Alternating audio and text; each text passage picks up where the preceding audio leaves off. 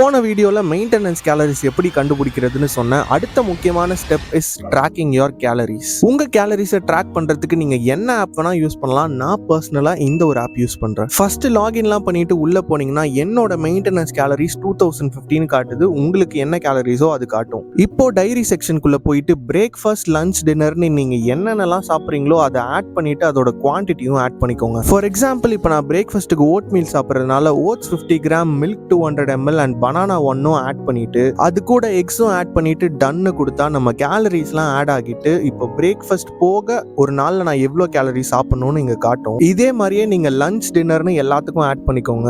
At the end of the day பாத்தீங்கன்னா நீங்க ஒரு நாள்ல எவ்வளோ கேலரி சாப்பிட்ருக்கீங்க, அதுல புரோட்டீன், கார்ப்ஸ், ஃபேட், ஃபைபர் எவ்வளோ கிராம்னு எல்லாத்தையுமே காட்டிடும். ஸோ இப்படி டெய்லி ட்ராக் பண்றது மூலமா ஒரு நாளைக்கு நீங்க எவ்வளோ கேலரி சாப்பிட்றீங்கன்னு அக்யூரேட்டா ட்ராக் பண்ணி உங்க வெயிட் லாஸை ப்ரோக்ரஸ் பண்ணலாம். இந்த ஆப்க்கான லிங்க் வேணா ஜஸ்ட் லிங்க்னு கமெண்ட் பண்ணுங்க, நானே உங்க டிஎம்க்கு சென்ட் பண்றேன்.